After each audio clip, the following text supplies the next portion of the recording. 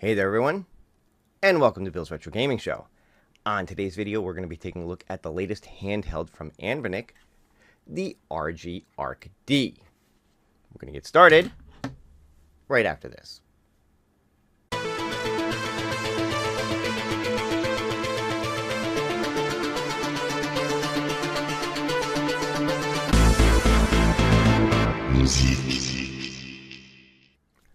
Alright, so I picked up Anbernic's RG ARC-D about a month or so back. I actually ordered it during their pre-order phase.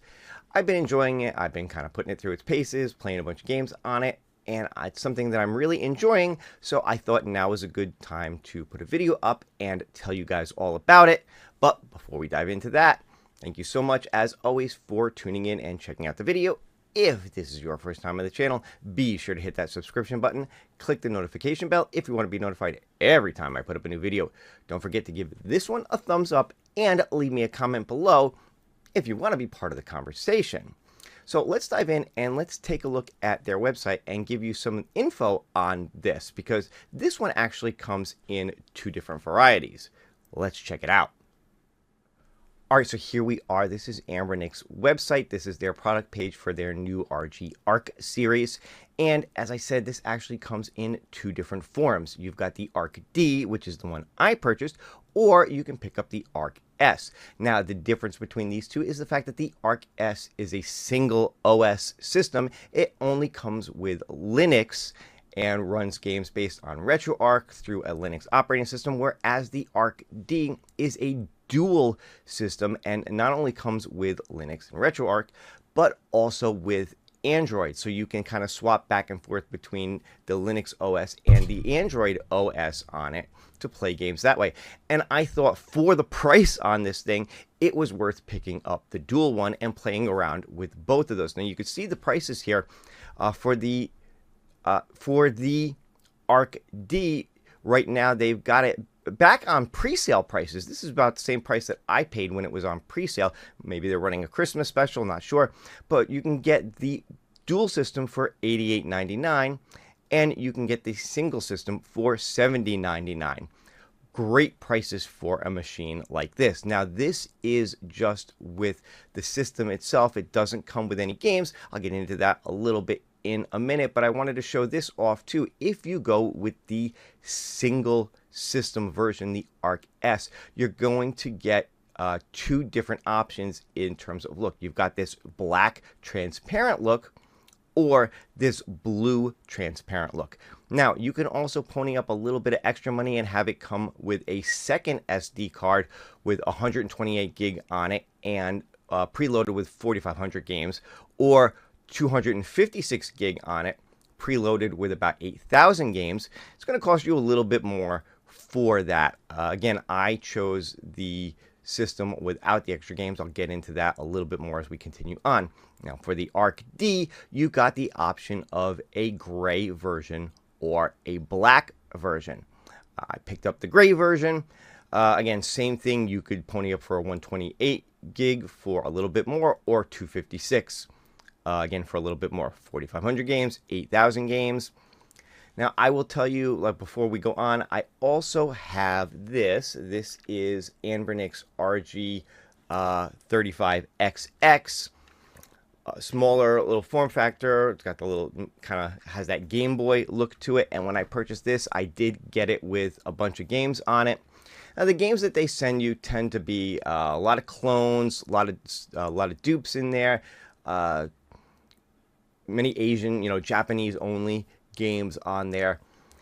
If that's something you want, if you don't have access to a lot of different ROMs and you want to get the games that come with it, by all means, you could definitely get the extra SD cards on it. Now, keep in mind too that these are not the greatest quality SD cards. I wound up getting, I think, a SanDisk for this. You might want to, just source your own SanDisk or Samsung or something of a little higher quality on it. You could always transfer the games from the SD card they give you to a better SD card. But, if you've got access to the ROMs that you like, the games that you want to play, it may not be worth the extra money to get the extra SD card and just go with the base system. Save yourself a little bit. Again, at these prices, The dual system for $88, both of these under $100, is a pretty good deal. Let's dive in a little bit further and let's look at the specs of these systems, because between the two of them, they're going to be very similar. There's only a couple of differences really between the two systems. All right, so here we go. I'm going to run through the specs of both of these. Again, you have the ARC-S on the left side, the ARC-D on the right side. Again, color is going to be different. You're either going to get a black or blue transparent for the S, or a black or gray solid color for the D. Other than that, the look and feel, the control layout, all of that is the same. On the S, it's just a Linux-based OS, whereas on the D, you get Linux and Android 11.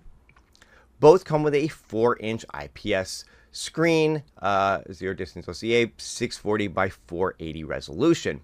Now on the S, or actually, let me put it this way. On the D, you get a multi-touch screen because of the Android OS. On the S, it's not multi-touch. It's not needed for the Linux side. The Linux side doesn't use the touch at all. Only the Android side does. So in essence, they're the same screen, other than the fact that the D adds a touchscreen element to it. But other than that, the resolution and all is exactly the same. Now, both versions come with that Rock chip RK3566 quad-core 64-bit Cortex A55 processor running at 1.8 gigahertz. So power-wise, you're going to be the same on both. On the S, you're only going to get 1 gigabyte of RAM, whereas on the D, you're going to get 2. Now, the main reason for this, again, is Android 11. Android 11 is going to require at least 2 gigabytes of RAM to run properly. So that's why you get the extra RAM on that. Are you going to notice a major difference in playing games, especially on the Linux side? Probably not, but listen, more RAM is always better. So if, that's a deciding factor, the 2 gig on the D is going to be at least a little bit helpful, but mainly it's there because of that Android OS system. It's going to require at least 2 gig to really be able to run. Now, again, you've got your options here, whether it comes with just the 16 gig card, which is basically just the Linux OS running on it, or if you pony up for not just the 16, but a secondary card, 128 gig or 256 gig. And as you can see here, one comes with about 4,500 games, the other comes with about 8,000 games. Again, your mileage may vary on the games that they send you, but it is an option if you want to get this to come with some ready-made games for you. Now, similarly, both are going to give you access to 2.4 and 5G Wi-Fi. You're going to get Bluetooth 4.2 as well. You can see what's supported here. Again, you've got some PC porting games available, 20 different other game formats, support users to download games in related formats, blah, blah, blah. Again, the only difference being that Android games can be played on the D. They can't on the S. Whereas the D supports wired handle function, multimedia network play through Android, and a game front end on Android. All right, so just quickly running through the rest of these specs, it's going to be the same for both systems. Both have multi-language support, stereo speakers. You get a 3,500 milliamp battery that they say lasts about 6 hours. I'd say anywhere in the 4 to 6 range sounds about right. You've got dual SD card support. You've got Wi-Fi, Bluetooth. You've got a port for stereo headphones, all that kind of good stuff. It comes with its own USB charging cable. You got a user manual, you got a screen protector if you want to put that on there as well. And here are the specs for length, width, all that kind of good stuff. Weight, honestly, the weight on it is not bad. It is not a heavy handheld at all. But there you go. That's all the specs on the Anbernic ARC-S and ARC-D to help you decide which is the right one for you to get. Now let's dive in and look a little closer at the machine itself. All right, so here we are. This is a look at the Anbernic RG ARC-D. Now, again, layout-wise, everything is going to be pretty much the same whether you go for the ARC-S or the ARC-D. Again, different color options. You can get this in black or gray. I chose the gray. I just like the aesthetic of it. For the S, you can go with a blue or black transparent, which is also kind of cool looking. But basically, again, you're going to get a similar layout regardless. Now, looking at the front of this, you've got your buttons. Here, you've got 6 buttons. For gameplay, you've got a start and a select button on the side here. I will say the buttons are really nice on this. They're very clicky. Kind of see that. And they've got some really good travel to them too. If I hold this up like this, you can see that they're not shallow buttons. You can really feel like you're clicking them, as opposed to a lot of these handhelds where it's basically just, you know, a flush button and they really don't have a lot of feel to them. Now the D-pad is also really nice on this. It's not just a normal D-pad, it's got a kind of disc to it. It's almost a cross between a typical D-pad and a analog stick a little bit. Again, it's got a really nice feel to it. It's really great for, say, like if you're playing some fighting games, you've got a lot of, you know, ability to pull off special moves and things with it like this. The D-pad just has a really nice feel to it. Now on the bottom of the unit, you could see here where you've got your 2 spots for your SD cards and your port for headphones. Along the top here, you've got, you know, your different trigger and shoulder buttons as well. So you've got a lot of options for gameplay in terms of buttons. You've got power button here. You've got your volume control and a function button. You've got HDMI out so that you could actually plug this in to a TV and play it that way. Basically kind of turn this into a mini console.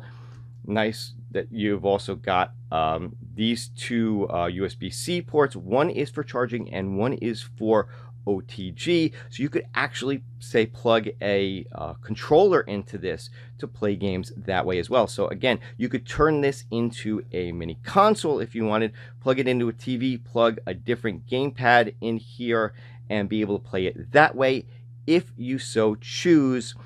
It's nice because this does allow for some slightly more modern games, PS1, Dreamcast, N64, and while I'll say that a lot of those do play nice, I'll get into that a little bit as we go on. The button layout, the lack of any kind of real analog stick on this does make some games, especially say like N64 and some of the Dreamcast games, a little difficult to play on this. It's not that they don't play well, it's that the control scheme doesn't lend itself to some of those games. So being able to plug in an external controller to play those is a nice option. Now again, most people are going to buy this for the handheld nature. They're not going to play it that way, but it's still a nice option to have. Now in terms again of the overall build, and here's your dual speakers. I forgot to mention that. You know, you do have a plastic shell here, but it doesn't feel flimsy at all. The weight on it is nice. It's got you know, good feel to it, but it's not too heavy, so you're not gonna feel fatigued, you know, holding this thing up and playing it for extended periods of time. Here's the back here. You can kind of see the way that it's made, so it fits in your hands very nicely. Again, just got a nice feel to it. And one of the cool things about this, you know, Anbernic is known for, you know, their kind of aesthetics and making these. They like to make these feel like something retro, and you can kind of get a bit of a Sega Saturn vibe when looking at this. Just again, the way the D-pad is here, the way the button layout is, it gives off a very Sega Saturn, or even, you know, maybe a Mega Drive feel to it a little bit. It's unfortunate that it looks like you know, it's got that Saturn aesthetic, but Saturn games are probably the one games on this that really don't play very well. Again, I'll talk a little bit more about that in a minute. Ooh, that finger was a little close. Sorry about that. But, you know, again, this is something that they're very well known for. Again, I also have the RG35XX, and again, one of the things I like about this one is this Game Boy feel to it, the smaller kind of pocket nature of this.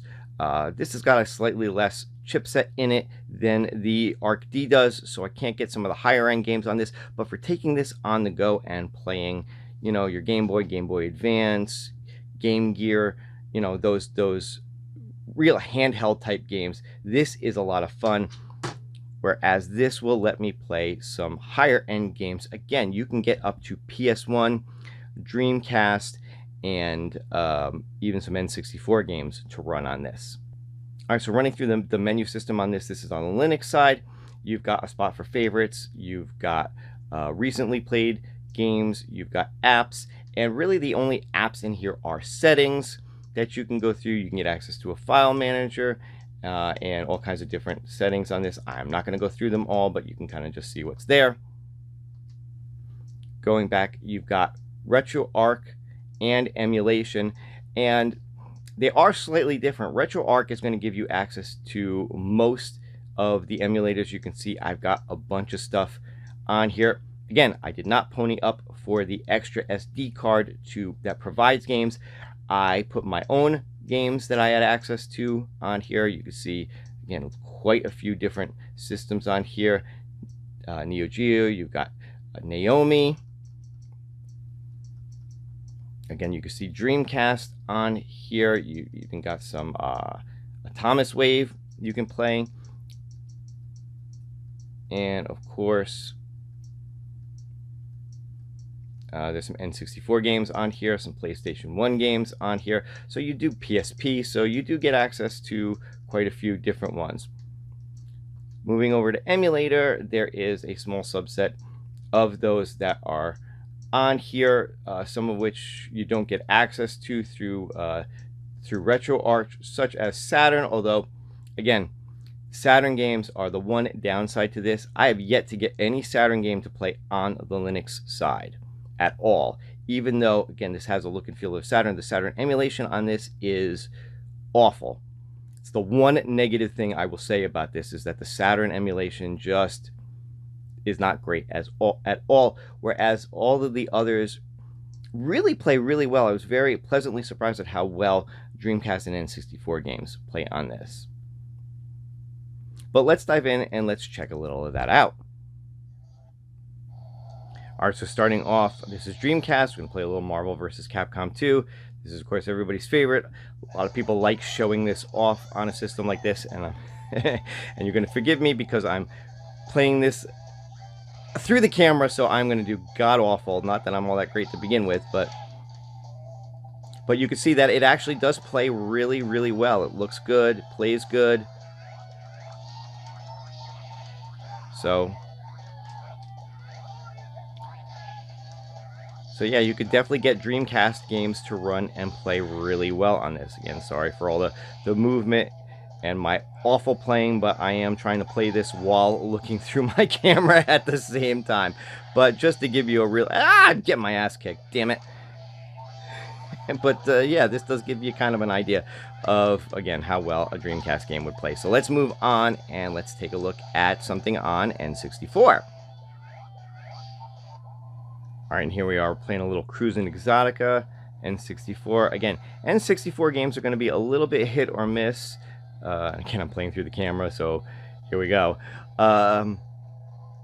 Partially because, again, of the control scheme on this, you don't have that analog stick, and partially because N64 can be a little bit of a bear to emulate, although you can see Exotica is playing pretty well here. Some of the cruising games I've tried were very stuttery, especially in the music, although the gameplay wasn't too bad on them.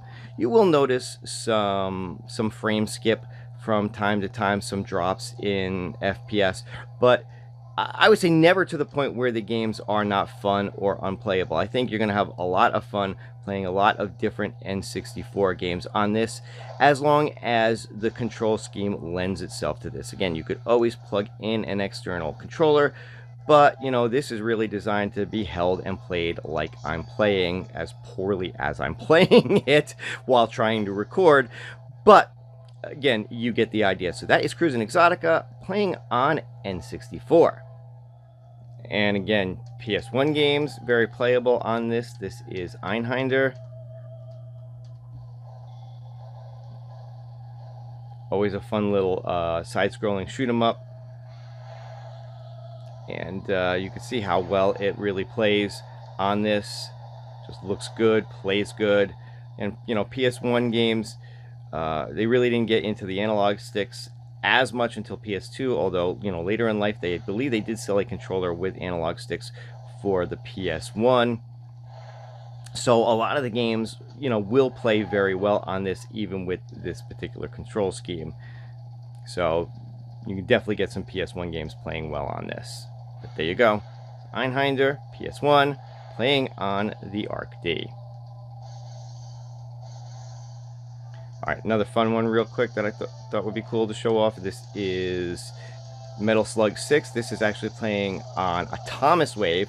So yeah, the fact that this will play Dreamcast games, you've also got access to Atomic Wave and Naomi games as well. And they really do play very well. Again, you know, some games you might notice a little bit of frame skip, a little bit of slowdown from here and there. But for the most part, nothing that is going to stop you from being able to really play this. But yeah, little Metal Slug 6, Atomic Wave, playing on my ARC-D. There you go. Now let's move over. Let's take a quick look at the Android side of things here. Alright, so now I have rebooted this into Android. Here's the Android emulation side of things. You can see I've actually got a couple of things loaded on this. Swiping up will give you access to all of your apps.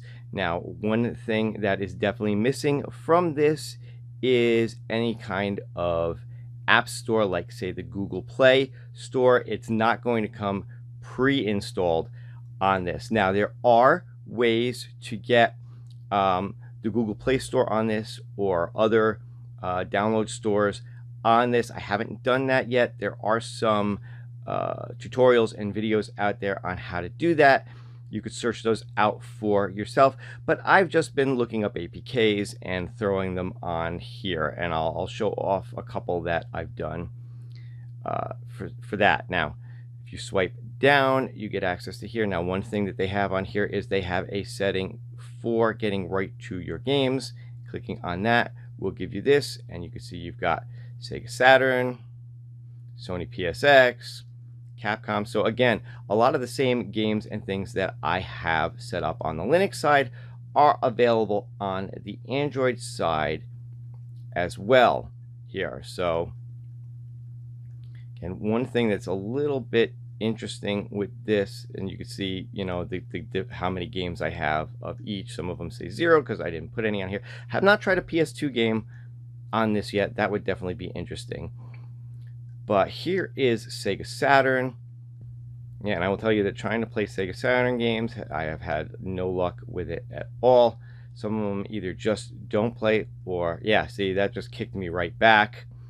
The few that I've gotten to sort of play were so slow and just stuttery, if that's a word, but you understand what I mean, that yeah, they weren't even worth it. I don't even know if I have anything on here that I can get to come up and play at all. Now, see, again, kicked me right back. So that is one of the downsides to this, is the fact that this has that Sega Saturn look and aesthetic to it, but damn it, you can't play Sega Saturn games.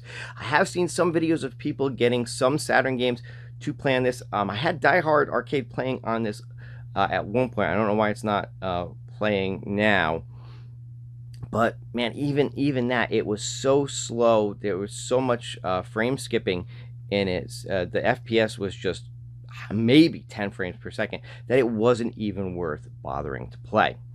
But the nice thing about having Linux is the ability to load Android games on it, and here's one that I know everybody really loves. Yeah, and here we go. We've got a little Ninja Turtle Shredder's Revenge playing on my ARC-D here, playing on Android. And yeah, for the most part, again, this is a game that is a lot of fun, plays pretty well on this.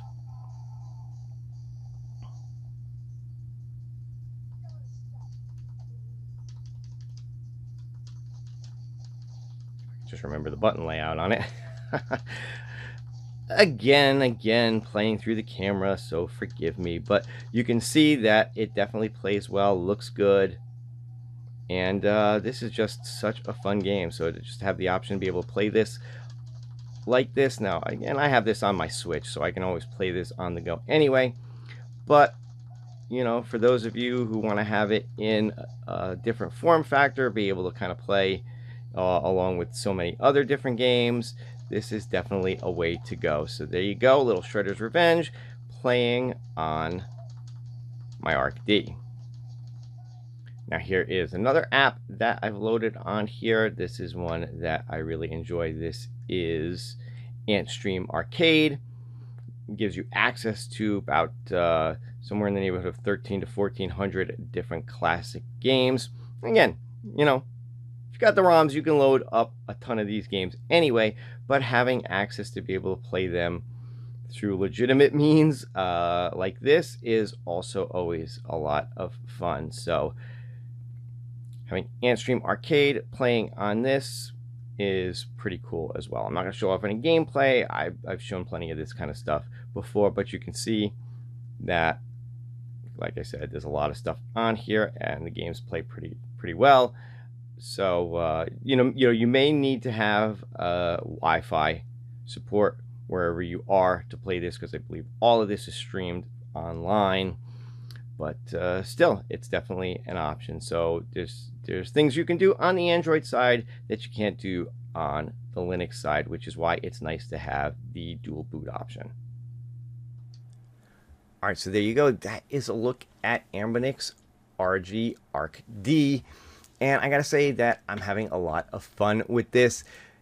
To be able to have access to some of the slightly more modern games, like I said, PlayStation 1, N64, Dreamcast games, is what puts this above my other little handheld, my RG35XX. Now again, I still like this. I still like the smaller, more pocket form factor, the Game Boy aesthetic for it, to be able to play, those kind of games on the go is really nice. But having a slightly bigger one with a bigger screen, more control, more buttons, being able to play some higher end games is also really cool. So this is another fun one to have. Now, I did also pony up for this from Anbernic. This was only 10 bucks, but it is a nice hard carrying case for keeping this nice and safe when you're taking it on the go. So definitely something, if you're going to pick up something like this, if you plan on taking it on the go, go ahead and spend the extra 10 bucks, get yourself the case to go with it as well, unless you already have something that this will fit in that you can use instead. But look at the price for this thing at sub $100 for a handheld gaming system that can play anything from, again, Atari 2600 up through Dreamcast and N64 type games, is just crazy to me that they can do this and keep it under $100. So this definitely gets top marks from me, definitely gets a recommendation. If you're a retro gamer, if you like taking your games on the go, this is definitely one to look into. Now, again, just going back to this one, there are other OS options for this. I actually put a Garlic OS on this instead of the stock OS. In terms of this, I haven't seen anybody come up with an Onion or Garlic OS, like a different operating system, as opposed to Anbernic's one that sits on top of Linux. If there are things out there, I'll keep an eye out for it. Maybe I'll make another video of that. But I will say that the one that it comes with definitely works fine. There's nothing wrong with it at all. It plays the games just fine. RetroArch works just fine. You can get access to in-game settings if you hit that function button and, change some different things about how each of the games play individually. So you definitely have a lot of options on here. I didn't show off a lot of that on this, but let's just say that you definitely have a lot of options when it comes to how you want to play your games. But that's going to do it for this video. I hope you guys enjoyed it. If you did, don't forget to give me a thumbs up. If you're not subscribed to the channel, go ahead and subscribe as well, and leave me a comment below. What do you think of Anbernic's RG ARC-D and ARC-S? Are you interested in picking one of them up? If so, which one is the more likely for you? Are you just going to stick with the single OS, the Linux side, to play the RetroArch games? Are you going to get the dual so you can play some Android games as well? Let me know your thoughts on it, or maybe you own this already and you're enjoying it yourself. Let me know that as well. Of course, if you liked the video, You could certainly tell me that too. But that's going to do it for this one again. Hope you guys enjoyed it. Hope you guys enjoyed the rest of your day, and I will see you on the next one. Have a great one. Take care.